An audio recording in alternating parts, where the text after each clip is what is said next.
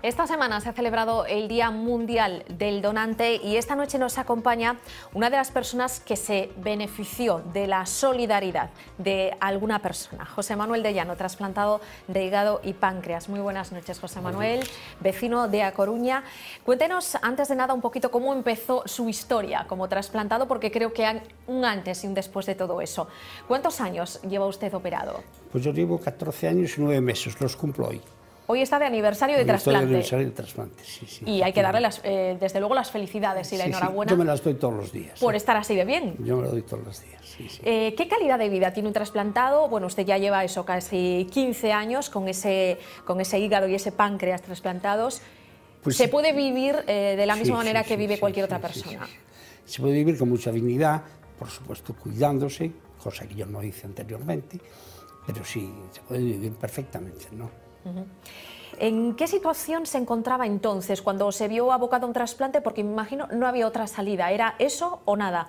Sí, bueno, normalmente cuando una persona entra en una lista de trasplantes, los médicos, y no suelen equivocarse, suelen dar un plazo de 1 año de vida, ¿no? Entonces es la única opción que tenía, ¿no? Yo tenía una connotación muy negativa, es que yo era alcohólico y encima era diabético. O sea, que eran para recomendar en cualquier visita, yo, ¿no? Claro, una combinación... Una combinación fatal, ¿no? Claro. Yo la verdad es que no sé cómo duré tanto hasta llegar a esto, ¿no? Estuve internado en un sanatorio, me dieron la noticia. La noticia es muy difícil de asimilar, pero ahora con la perspectiva que da el tiempo y con el contacto que tengo yo con la oficina de trasplantes, me doy cuenta de que es la única solución y es lo que de alguna forma quiero transmitir yo a la gente que está en una lista de espera, ¿no? Ahora enseguida hablamos de esa parte de divulgador que desempeña usted ahora, dando charlas a jóvenes para que conozcan un poquito en qué consiste ser donante y de qué manera pueden ayudar a los demás. Usted tuvo que esperar muchos meses dentro de esas llamadas y temidas listas de espera para recibir un órgano. Yo estuve esperando 3 meses y medio, que más o menos era el plazo que me habían marcado, la media, que eran 90 días entonces. Ahora no sé en cuánto está, pero bueno, la media no es indicativa de nada. Y puede uno entrar en una lista de trasplantes hoy y está trasplantado a los 4 días, ¿no? Claro. Lo que no conviene es hacer comparaciones, ¿no? Claro, yo estoy esperando uno se puede hacer una idea equivocada o... Tiene que venir el órgano adecuado para la persona adecuada. Eso está perfectamente claro, ¿no? ¿Y qué le diría usted a esa gente que ahora mismo está esperando o desesperando incluso? Pues la esperanza es muy difícil de transmitir, eso está claro, pero sí que hay que hablar de esperanza y sobre todo confianza en el sistema.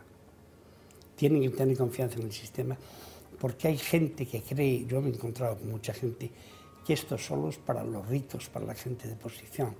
Existe esa creencia, ¿no? Y esto es para todo el mundo. Vuelvo a repetir, el órgano adecuado para la persona adecuada.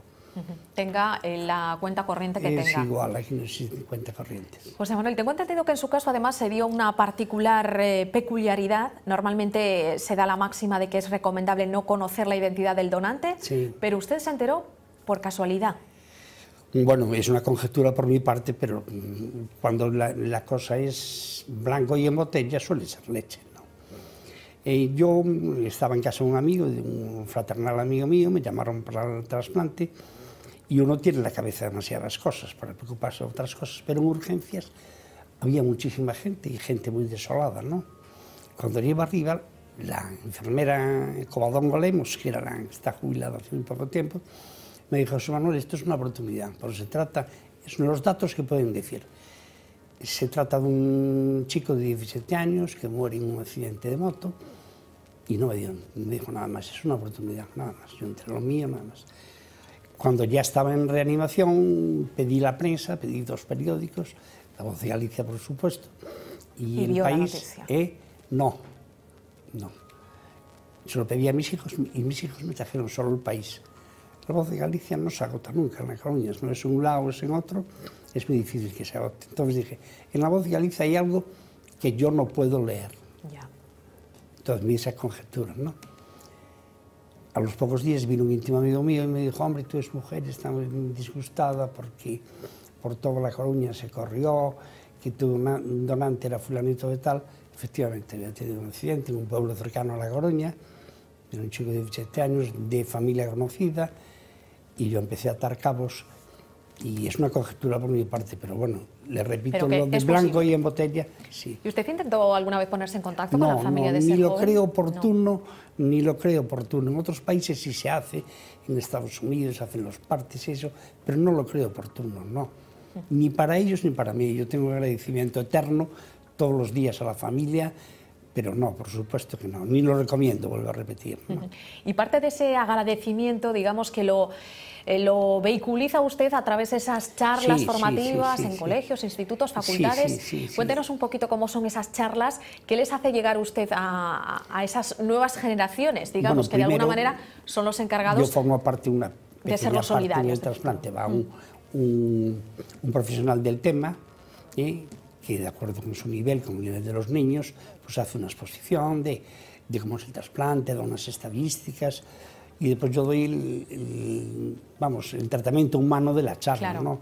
Que procuro que sea lo más transversal posible, o sea, no me quiero focalizar en mi personalidad, quiero que lo vean como una cosa normal, lo suelen aceptar bien. Normalmente te miran con cara extrañada, ¿no? Y yo les digo que hago una vida absolutamente normal. Les suelo decir muchas veces que yo tengo más cara de tonto que de trasplantado, ¿no? Para darles confianza a ellos, para que... Yo creo que tiene una magnífica percepción, porque lo notamos mucho en los docentes. Nos llaman con mucha regularidad, hay institutos, colegios concertados que nos llaman todos los años, otro de forma bianual, pero sí, es una charla que yo creo que es muy buena y los profesores están muy mentalizados en eso.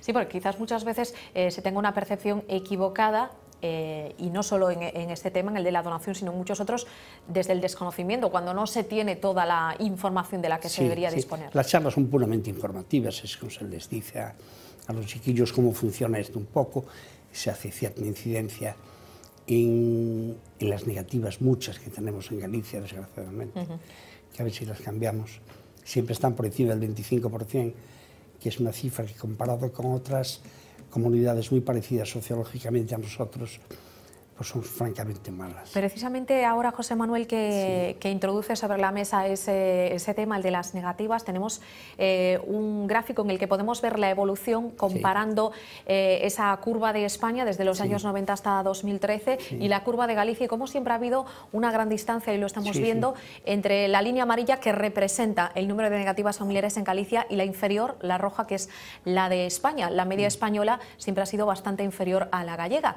Dicen que es pues por nuestra particular cultura, por nuestra peculiar idiosincrasia, ese sentido de la muerte que tienen los gallegos. No sé usted, José Manuel, ¿qué piensa? Sí, puede ser que sea una de las razones. Se hizo en una facultad en Santiago de Sociología, se hizo un estudio y no se llegó a una conclusión concreta, pero sí los tiros parecen ir por ahí.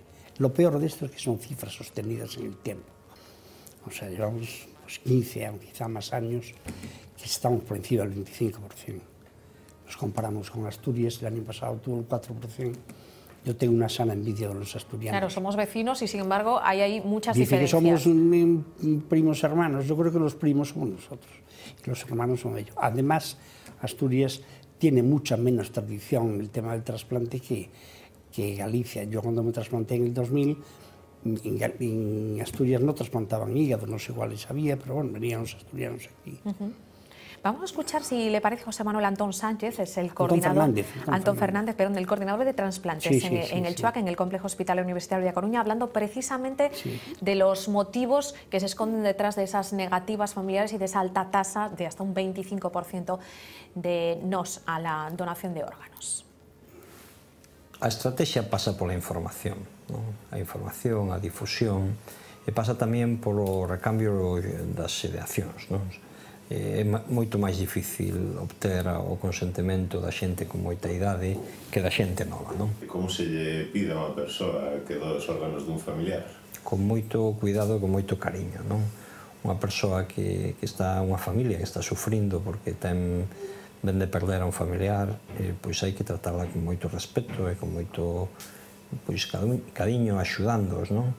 Evidentemente, pois intentando que en ese momento, un momento moi duro, teñan a capacidade de reflexión para pensar que doar é algo xeneroso, é algo bo para os demais, non? Por eso es que hay que vencer resistencias culturales, pero también sentimentales, José Manuel, porque poniéndonos en el otro lado, en el otro bando, el de la familia que donó ese órgano. Lo que hacen los coordinadores, y lo hacen muy bien, por lo menos una experiencia que tengo aquí yo, que los conozco en La Coruña, es dejar pensar mucho a la gente, dejar que decidan.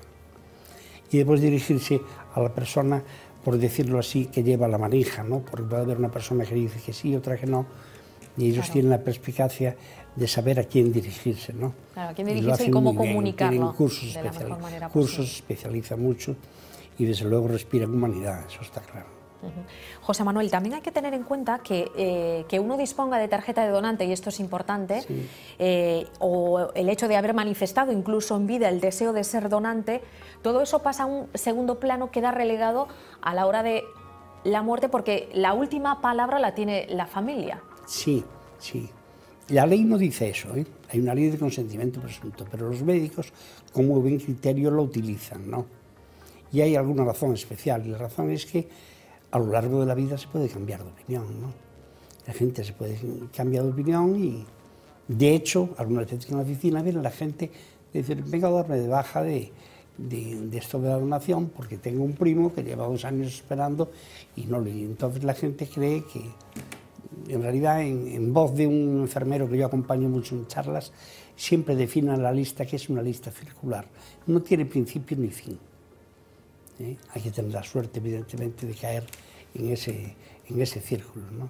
¿Y cree usted que debería prevalecer la voz del donante antes que la de su familia? No, yo por la experiencia, bueno, la saco principalmente de Antón, el que acaba de salir, sí. En otros países se hace así, como usted dice, y no les va mejor, ¿eh? No, de hecho España puede presumir, en este caso, de récord mundial de donación. En Portugal, concretamente, no les va mejor. El sistema español es copiado en todo el mundo, ¿eh? Ya se llama así el sistema español. ¿Y nos hace falta algo más, aparte de reducir esa tasa de negativas para ser los mejores del mundo en donación? Porque en solidaridad está claro que no nos falta. Hombre, yo creo que los equipos de aquí, yo siempre lo digo, José Manuel, te trasplantaron en La Coruña, yo lo digo con mucho orgullo, que mejor que en La Coruña no lo hacen en ningún lado, lo pueden hacer igual, pero mejor no. Yo creo que tenemos una magnífica organización de trasplantes que es muy activa y yo creo que estas cifras, subirlas, aunque las tendencias este año son buenas, es muy difícil subir de ese... hemos llegado ya a un listón muy alto como para poder seguir mejorando. Sí, ojalá se siga mejorando, pero bueno, yo entiendo que es difícil, ¿eh? José Manuel de Llano, trasplantado de hígado y páncreas, muchísimas gracias por habernos contado esta noche su testimonio, su historia y aniversario feliz, esos 14 años y 9 meses que cumplía hoy de esa operación que sin duda le cambió la vida, le dio una nueva vida.